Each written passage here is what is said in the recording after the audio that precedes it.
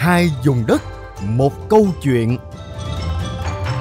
Từ vùng biên Hồng Ngự, nơi đầu nguồn sông Tiền, đến biển Gò Công, đi qua những cánh đồng bất tận, lạc lối giữa những vườn cây trĩu quả. Dòng sông Tiền, nơi lịch sử văn hóa hòa quyện trong từng nhịp sống, là sợi dây kết nối tình đất tình người từ quá khứ đến tương lai.